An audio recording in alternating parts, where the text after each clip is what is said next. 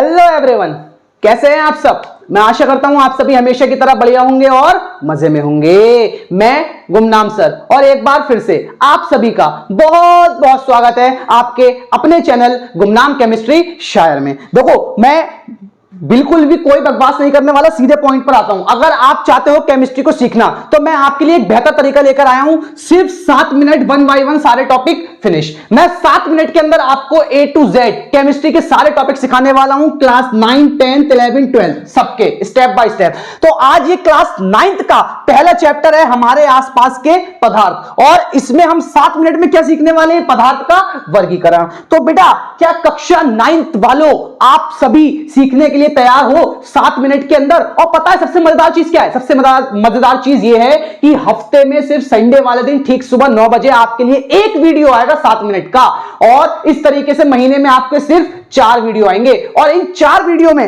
मैं आपको यार केमिस्ट्री बारीकियों से गहराई से सिखा दूंगा और आपके 7 मिनट खर्च होंगे। तो अगर आप चाहते हो सीखना तो यार वीडियो को एक बार अंत तक देख लो। मैं नहीं कहूंगा चैनल को सब्सक्राइब करो, ये करो वो करो, आप देखो, आप डिसाइड करो, ठीक है। तो देखो, मैं आपको वीडियो स्टार्ट करने से पहले अपने एक मित्र से मिलवाता हूं। ये हमारे मित्र हैं जादुई केमिस्ट्री वाले तकिया जी, ठीक है। ये क्या करते हैं? ये बहुत काम में आते हैं। देखना चाहोगे आप इनका मैजिक किस तरीके से करते हैं? तो देखिए क्या करा हमारे जादू तकिए ने। हमारे जादू तकिए ने वो कर दिया जो हम भी ना कर पाए। क्या कर दिया? ये देखो, पदार्थ का वर्गीकरण देकर चला गया हमें जादुई तकिया। अब मैं आपको बारी बारी से एक्सप्लेन करता हूं पदार्थ के वर्गीकरण के बारे में। अब देखो, इतना जरूर करना यार, चीजों को कॉपी में नोट जरूर कर लेना। देखो, सबसे पहले पदार्थ के वर्गीकरण में बारी आती है खुद पदार्थ की। पदार्थ क्या होता है? जिसमें भार हो, जिसे छूकर महसूस कर सके, जो स्थान घेरे और सूक्ष्म कणों से मिलकर बने। जैसे कि ये एक पेन है, इसमें भार है, कोई ना कोई वेट है ना, मैं इसे छूकर महसूस भी कर सकता हूं, ठीक है। और अगर मैं इसे अपने हाथ पर रखूं, ये स्थान भी घेरता है, और ये छोटे छोटे सूक्ष्म कणों से मिलकर बना है। इसी तरीके से दुनिया की हर वो चीज जिसे आप आंखों से देख सकते हो, या जिसमें भार हो, स्थान घेरे, छूकर महसूस कर सको, वो सभी क्या कहलाती है? पदार्थ। जैसे कि हमारे रूम में आसपास हवा, हम आंखों से देख नहीं सकते लेकिन हाथों से छूकर फील कर सकते हैं, और अगर फील कर सकते हैं तो हवा भी क्या है? पदार्थ है, ठीक है। अब बारी आती है पदार्थ का वर्गीकरण। देखो, पदार्थ का वर्गीकरण 2 प्रकार से, एक भौतिक गुण और एक रासायनिक गुण। 2 भागों में पदार्थ को बांटा गया है, भौतिक गुणों के आधार पर और रासायनिक गुणों के आधार पर। पहले भौतिक गुण का समझिए। भौतिक गुणों के आधार पर पदार्थ 3 प्रकार के होते हैं: ठोस, द्रव, गैस। देखो, ठोस क्या होते हैं? जैसे कि सपोज ये मैं आपको समझाता हूं यहां पर इस तरीके से। ठोस, द्रव और गैस में अंतर क्या होता है? जैसे ठोस है तो ठोस में क्या होगा ना, इस तरीके से परमाणु होंगे, ढेर सारे परमाणु होंगे, और इसमें परमाणु आपस में इतने चिपके हुए होंगे कि उनके आसपास बिल्कुल भी स्पेस ना बचे, ठीक है। इस प्रकार से परमाणुओं के इस प्रकार के जाल से बना कोई भी पदार्थ क्या कहलाता है? ठोस। जैसे कि ठोस क्या हो सकता है? जैसे कि लोहा है, लोहे की कील है, ठीक है, ये किसी कैटेगरी में आते हैं? ठोस की। या लकड़ी की बनी बेंच है, वो किसी कैटेगरी में आते हैं? ठोस की। द्रव की बारी आती है। द्रव में क्या होता है?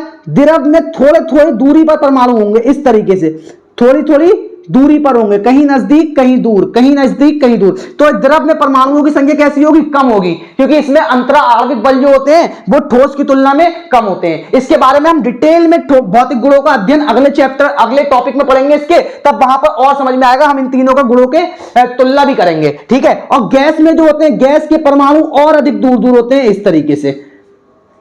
अब द्रव के एग्जाम्पल, जैसे कि आप पानी ले लीजिए, आप दूध ले लीजिए, ठीक है, ये सब क्या है? द्रव है, कोई भी लिक्विड फॉर्म में पाई जाने वाली चीज। गैस के एग्जाम्पल भैया ऑक्सीजन, नाइट्रोजन, ये सब क्या है? गैस है, ठीक है। अब आप ठोस, द्रव और गैस, अभी बस इतना याद रखिए। ठोस क्या होते हैं? ठोस में परमाणुओं की संख्या बहुत ही नजदीक होती है, द्रव में परमाणुओं की संख्या दूर दूर होती है, और गैस में बहुत ज्यादा दूर होती है। जिनमें परमाणु बिल्कुल नजदीक होंगे, जैसे कि कहने का अर्थ क्या है? जैसे कि मान लीजिए अभी मैं एक रूम में खड़ा हूं, इस रूम में 100 लोगों को भर दिया जाए तो सब बिल्कुल आपस में चिपक जाएंगे, यूं करके चिपक जाएंगे, हवा ही ना निकलने की जगह बचेगी। इतने नजदीक आ जाएंगे कि बिल्कुल बीच से हवा भी पास ना आ सके, ठीक है। और क्या होगा? अब इस रूम में थोड़े लोग कम कर दिए जाए, तो मैं यहां खड़ा हूं, दूसरा बंदा थोड़ा यहां खड़ा होगा, थोड़ा उससे दूर खड़ा होगा, तो ये वाली अवस्था द्रव की होती है। जब बिल्कुल नजदीक आ गए वो अवस्था ठोस की हो गई। अब क्या करा? रूम में केवल मैं हूं और रूम में आप 2-4 बच्चे बैठकर पढ़ लीजिए दूर दूर बैठकर, तो क्या होगा? वो गैस की अवस्था है। अब क्वांटिटी कैसी है, बहुत कम है। ठीक है, परमाणुओं की क्वांटिटी बहुत कम है। इस तरीके से ठोस के अणु बिल्कुल नजदीक नजदीक होते हैं, द्रव के थोड़ी थोड़ी दूर होते हैं, और गैस के कैसे होते हैं, बहुत दूर होते हैं। इसके गुणों को अगले नेक्स्ट क्लास में हम सीखेंगे अच्छे से। नेक्स्ट क्लास में इसकी पूरी जानकारी लेंगे कि कैसे क्या होता है। अब बारी आती है रासायनिक गुण की। देखो, रासायनिक गुणों के आधार पर 3 प्रकार के तत्व, यौगिक, मिश्रण। तत्व क्या होते हैं, जैसे कि सोडियम, पोटेशियम, नाइट्रोजन, आवत सारणी में जितने भी प्रकार के ये पदार्थ जिनसे मिलकर बनते हैं वो सभी क्या कहलाते हैं, तत्व। तत्व क्या होते हैं, जिनसे मिलकर पदार्थ बने। और बारी आती है यौगिक की। यौगिक क्या होते हैं, एक ही प्रकार के संयोग से बने पदार्थ, एक ही प्रकार के संयोग से बने पदार्थ। कहने का अर्थ क्या है, जैसे कि HCl, तो जितने भी हो सब HCl होने चाहिए। HCl में अनुपात कैसा है, एक सा है। NaCl में एक सा है। CH3COOH एसिटिक एसिड, इसमें भी कैसा है, एक सा है। तो अनुपात एक सा होना चाहिए। मिश्रण कैसा होता है, मिश्रण वो होता है 2 या 2 से अधिक पदार्थ से मिलकर बना पदार्थ।